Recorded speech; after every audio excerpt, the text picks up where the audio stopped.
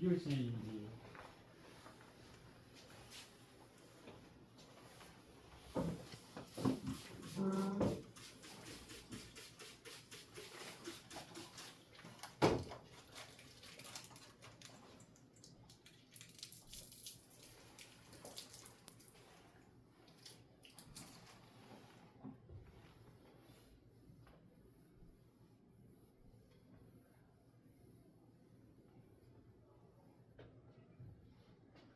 일요일에 이렇게 떠들고 나면 진이 빠져.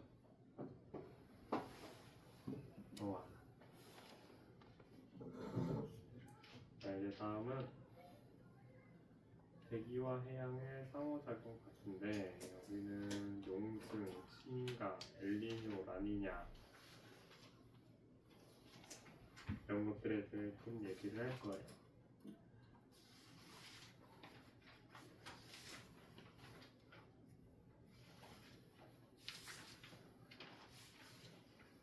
지난 시간보다는 조금 천천히 나가고 있어요.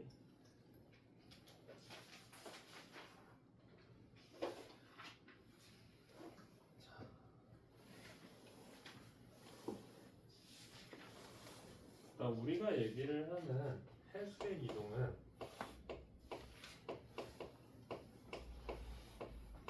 단순하게 생각을 했을 때 그냥 어떤 거야? 바람의 방향에 따라서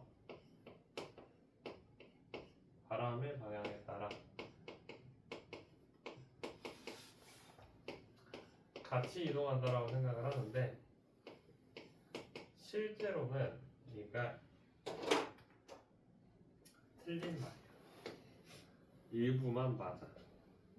왜 그러냐면은 아까 전에 봐서 알겠지만 내가 여기에서 직선으로 내려갈 거야. 여기 우리나라 어딨니?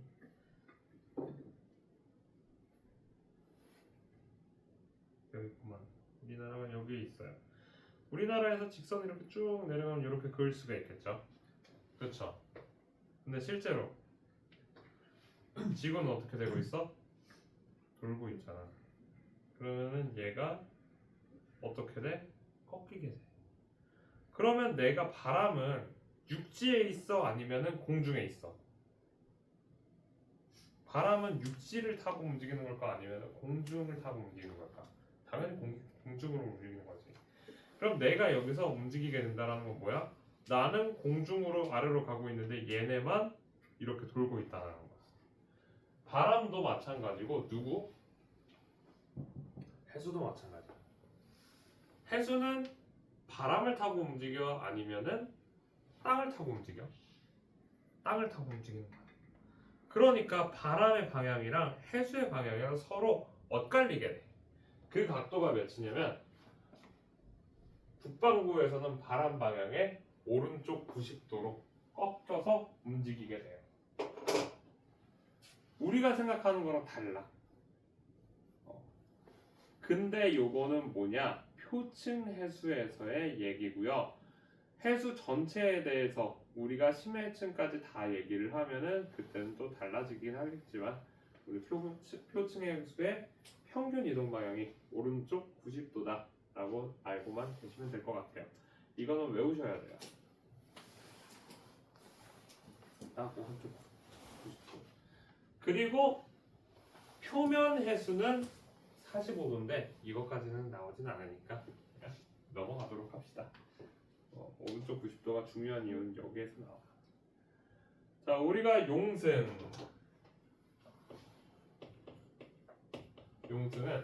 물이 상승해서 뿜뿜 하고 있는 거를 우리가 뿜뿜 하면서 위로 튀어나오는 거를 우리가 용승이라고 얘기를 하고요. 심강은 물이 하강해서 얘가 이제 아래쪽으로 꺼지는 걸 얘기해. 훅 하고 아래로 꺼지는 걸, 요걸 우리가 침강이라고 얘기를 할 거야. 자, 그러면 언제 올라오고 언제 내려가는지 생각을 해야겠지. 가벼울 때는 가벼워. 그러면 올라가 내려가? 무거워. 그러면 내려갈 거야. 요걸 머릿속에 기억을 합시다. 자, 바닷물이 이렇게 있었어요. 그런데 여기에는 이제 산맥이 이렇게 있어. 여기는 대륙이야. 양쪽이. 바람이 불었네요. 어떻게? 오른쪽에서 왼쪽으로 이렇게 바람이 불 거야. 바람이 불면은 바람을 따라서 해수가 이동을 한대요. 어떻게? 오른쪽 90도로. 근데 갑자기 그냥 그 신경 쓰지 말자. 오른쪽 90도는 그냥 신경 쓰지 말고 바람에 따라서 얘네가 어떻게 됐다? 이쪽으로 쌓였어. 왼쪽으로 가겠지. 자, 그러면 왼쪽에 바닷물은 많아졌겠죠. 바닷물이 많아졌어. 앞에 보세요. 그냥 앞에만 보면 돼. 지금 책에 있는 내용은 좀 달라. 바람에 의해서 여기에 물이 쌓였으니까 해수면의 높이가 어떻게 되겠어? 높아지겠지. 여기는 해수면의 높이가 낮아질 거야. 그러면 여기는 해수면의 높이가 높으니까 무겁지. 그래서 침강이 일어날 거고, 여기는 해수면의 높이가 낮으니까 가벼워서 용승이 일어날 거야. 자, 그럼 얘네를 정확하게 구별을 하려면 대륙에 바람이 위로 불고 있어. 위로 불면은 오른쪽 90도로 물이 빠져나간다라고 얘기를 했죠. 물이 빠져나갔네? 이쪽이네. 그러면 그치. 내가 바람의 방향이 어디로 부는지에 따라서 대륙의 위치가 아니라 바람의 방향에 따라 물이 들어가는 걸 내가 보고 오른쪽 90도로 물이 여기에 쌓이면 쌓인다. 침강.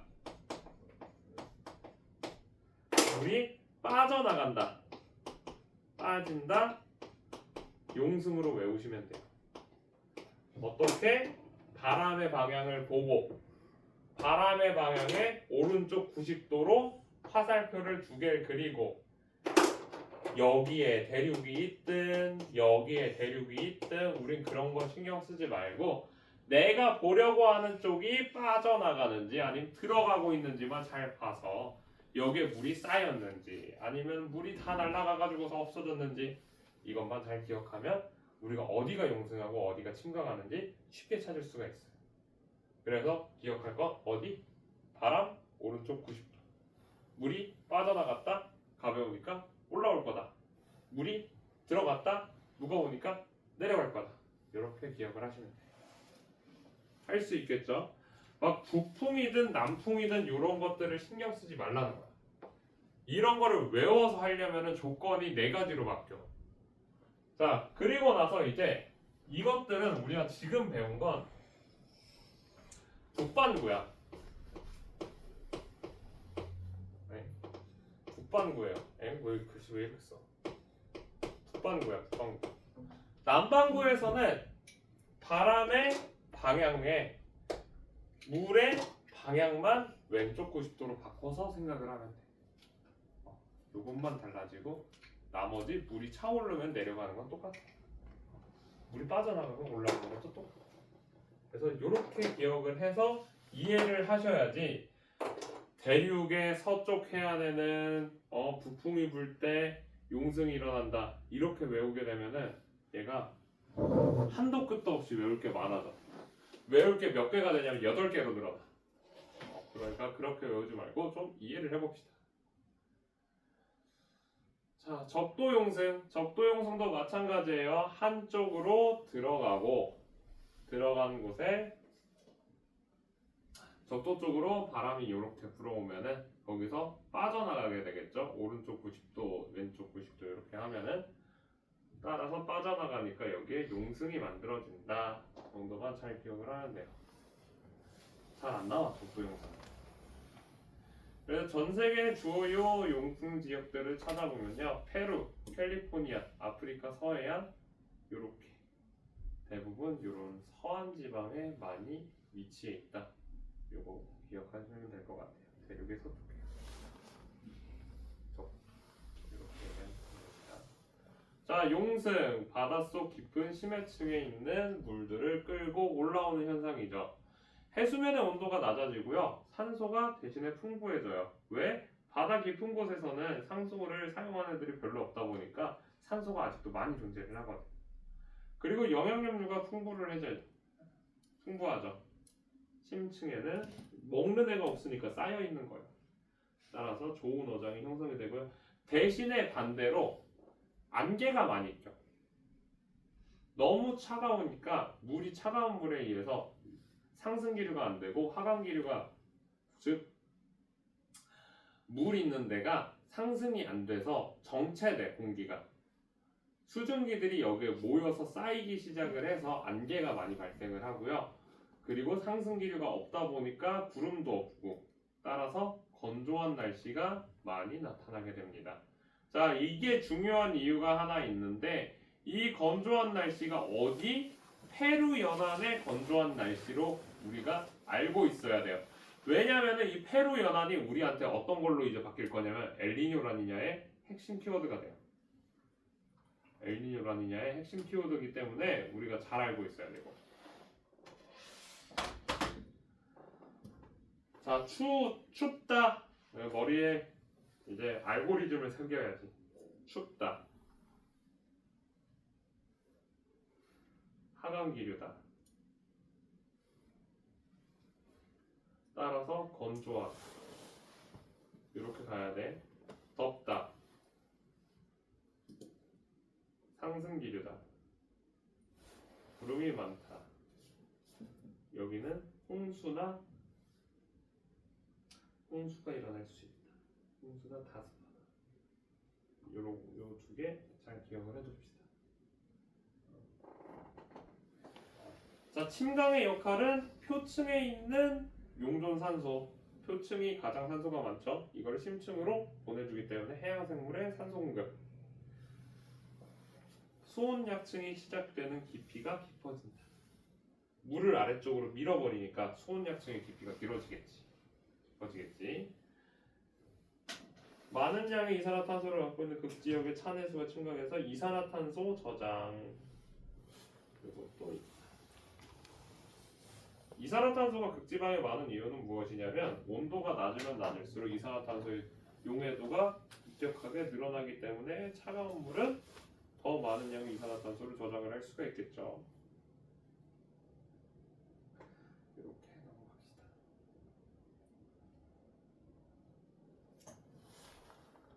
그래서 4번 한번 풀어보세요. 4번 풀어볼게요.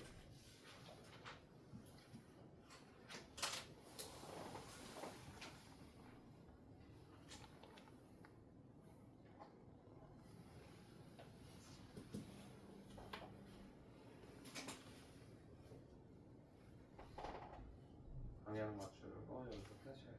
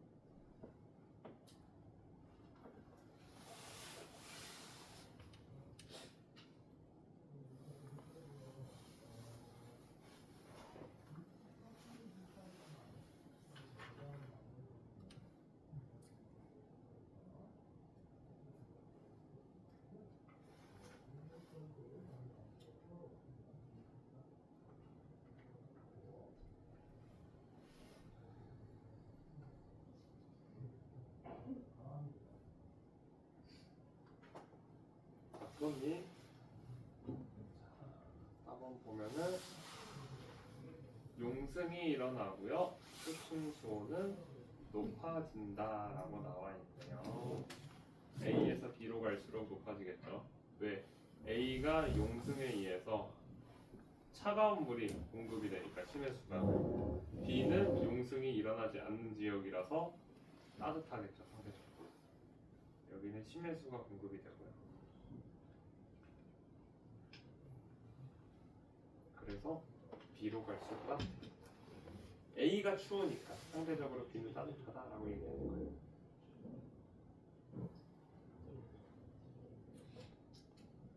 자, 엘니뇨 라니냐.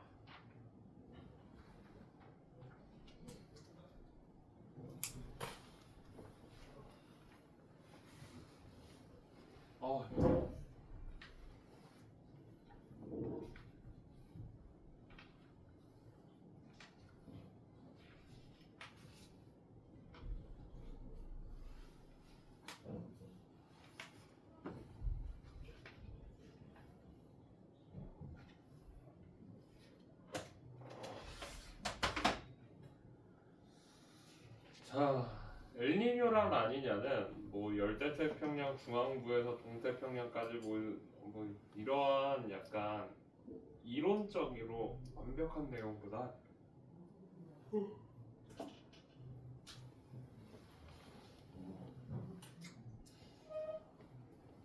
얘네들이 어떻게 대기와 해양의 상호작용에 의해서 발생하는지를 우리가 기억하는 게 더 중요해요. 그러니까 결과보다 왜를 통해서 원인을 통해 유추하는 게 필요하다는 거야. 지구과학이 선생님이 어렵다라고 얘기를 했지. 그치? 자, 지구과학이 어려운 이유는 딱 하나야. 외워야 될 게 너무 많아서 어려운 거야. 지금 여기에 교재에 있는 거 있죠? 이 91페이지에 있는 요 엘니뇨 라니냐의 발생 과정에 있는 요 모든 텍스트를 친구들이 이해를 하거나 외우거나 둘 중에 하나를 선택을 해서 하셔야 돼요. 근데 이거 토시 하나 안 틀리고 외울 수 있을까? 솔직히 외울 수 있으면 난 부러워. 선생님 못 외우거든 이런 거. 못 외워. 대부분 학생들은 외울 수가 없어. 그렇기 때문에 우리가 선생님 아까 전부터 알고리즘을 짜야 된다. 순서를 우리가 기억해야 된다. 얘네들이 왜 이렇게 되는지 알아야 된다. 이 얘기를 하는 이유가 이것 때문에 그러는 거야. 엘니뇨와 라니냐에서 기본은 평상시에 동태평양 해역이 동태평양 해역이 이렇게 차가운 해수가 용승되고 있는 상태라는 걸 기억을 해야 돼. 그런데 엘니뇨는 바람이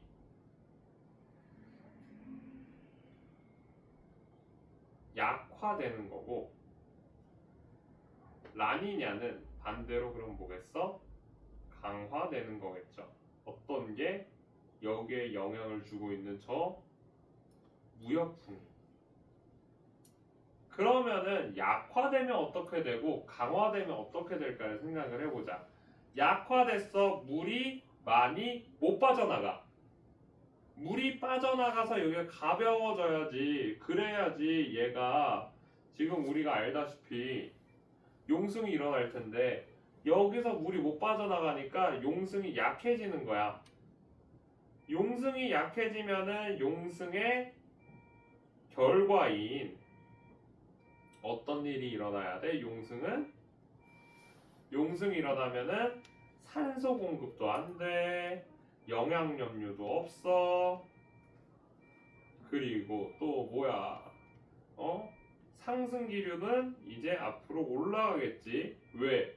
용승에 의해서 차가운 물에 의해 하강기류가 만들어졌고 그거에 의해서 안개도 끼고 비도 안 오고 건조한 날씨였는데 갑자기 따뜻한 물이 정체돼서 여기에 존재를 하니까 상승기류도 만들어져. 따라서 홍수도 일어날 수도 있어.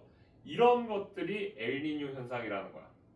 근데 이거를 그냥 단순하게 외운다? 안 외워져. 그러니까 얘를 순서를 기억을 하는 거야. 용승 따로 공부해.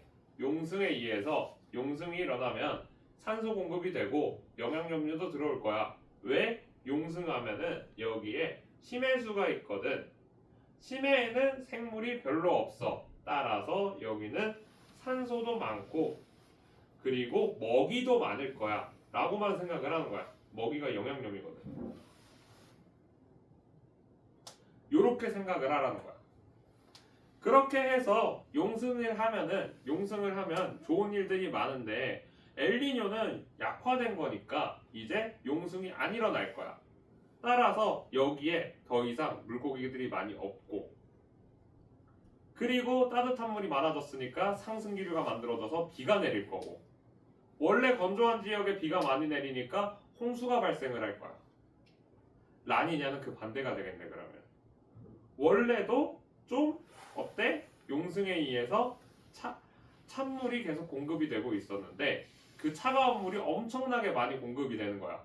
그럼 반대로 여기가 너무 추워지겠지. 이제는 너무 추워지니까 냉해, 우리 상추나 깻잎 같은 거 어는 거 그런 냉해가 발생을 하고 그리고 건조해지는 거야. 엄청나게 건조하면 발생할 수 있는 문제가 뭐예요? 산불 같은 것도 쉽게 일어나겠지.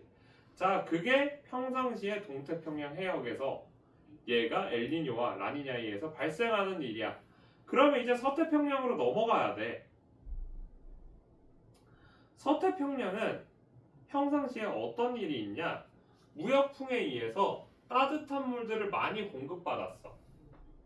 따뜻한 물이 공급이 많이 되니까 여기는 평상시에도 많은 비가 내리겠죠. 상승기류가 이렇게 있을 테니까. 그치? 그런데 엘니뇨가 되면은 따뜻한 물이 들어오다 말아. 그러면 평상시보다 춥네. 여기는 하강기류가 발생을 해요. 여기 엘니뇨. 하강기류가 만들어졌으니까 여기는 이제 건조해질 거고 비가 많이 안 와서 힘든 시기를 보내게 돼요. 그리고 추워. 자, 라니냐 시기 같은 경우는 어떻게 되겠어? 평소보다도 더 많은 상승기류가 만들어져서 여기는 홍수가 일어나겠죠. 그래서 이렇게 기억을 하시면 됩니다. 자, 어렵지 않지? 차근차근 하나씩. 자, 그렇게 해서 넘어가시면 되고요. 이거 그림 보면은 엘니뇨, 라니냐 구분하는 방법이 있는데 어떤 게 엘니뇨고 어떤 게 라니냐냐? 여기만 잘 봐. 여기만.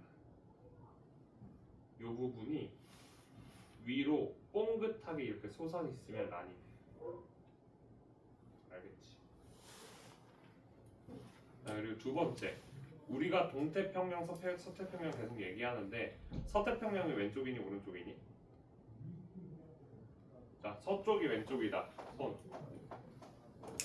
서쪽이 왼쪽이죠, 당연히. 자, 그런데 여기 2라고 써 있어. 2는 동쪽이라는 뜻이잖아. 이게 왜 그러냐면은 많이들 헷갈려 하는데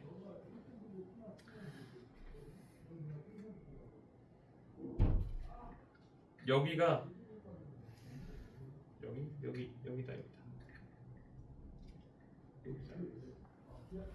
여기가 어디냐면 영국의 그린위치 천문대라는 곳이 있는 곳이야. 여기를 기준으로 동쪽으로 120도를 가면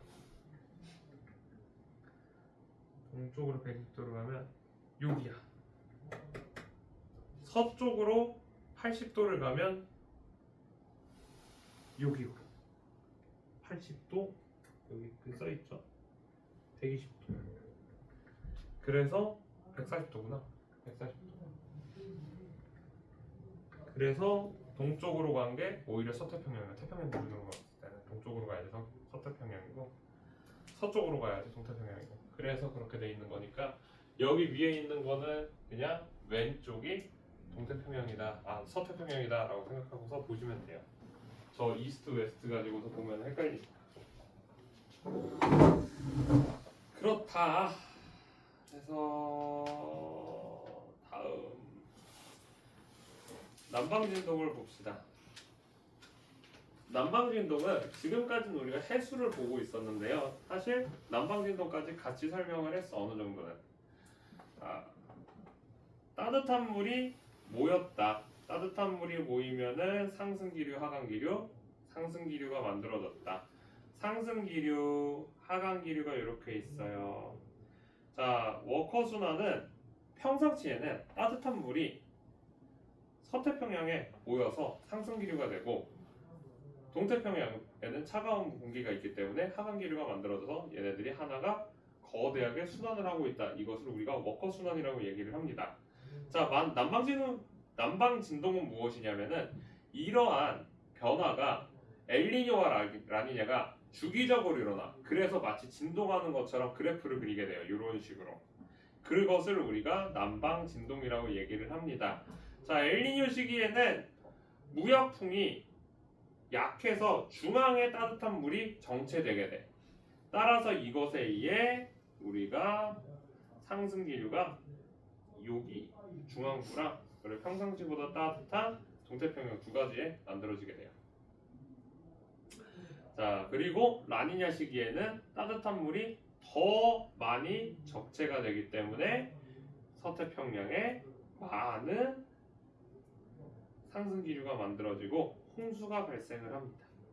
그리고 동태평양에는 더 많은 양의 하강기류가 발생을 하기 때문에 여기에는 이제 건조하고 가뭄이 일어난다는 거죠. 아까 했던 얘기를 똑같이 하고 있어요. 자, 엔소는 뭐냐면 이거에 대해서 아까 얘기했던 엘니뇨와 라니냐에 대한 값을 우리가 왔다 갔다 기압을 분포를 확인을 하는 거. 그래프로 보면은 왔다 갔다 한다. 이걸 우리가 엔소라고 얘기합니다. 남방 진동지수가 이제 빠졌기 때문에 그래도 괜찮아요. 자, 그래서 엔소, 엘니뇨 라니냐와 남방 진동이 우리한테 미치는 영향은 뭐냐면 엘니뇨 라니냐에 의해서 바뀌는 이 다양한 해수의 수온 변화는 해양 생물이 감소하는 해양 환경 변화와 기압 분포로 인한 이상 기후가 발생을 해요. 작년에 우리나라에서의 그 열돔 현상이 엘니뇨에 대한 이상 기후라고 얘기하는 학자들도 있어. 전 지구적인 기후 변화에 의해서 질병이 확산되고 농산물, 수산물 생산량도 변하고 산불도 일어난다. 엘니뇨는 평년보다 따뜻하고 강수량이 많고 여름에도 강수량이 증가해 폭우가 발생을 한다. 우리나라의 라니냐 시기에는 겨울과 여름에 건조하고 겨울에는 한파 발생을 한다. 자, 우리 조금 생각하면 작년에 매우 건조한 여름을 보냈으니까 이때는 라니냐라고 우리가 볼 수가 있겠네요. 이렇게 얘기를 하고요. 내용이 엄청나게 많지만 진도는 여기까지만 나가자.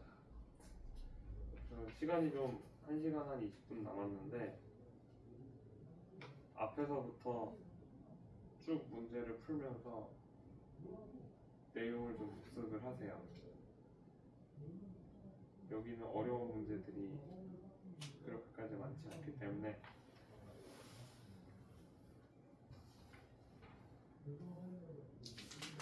문제 다 풀어왔니?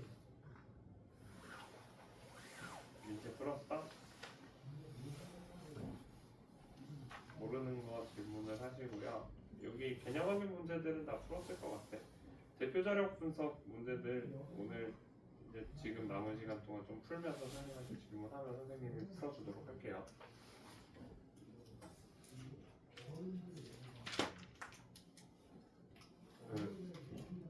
재성이랑 연지는 오늘 배운 거 풀고.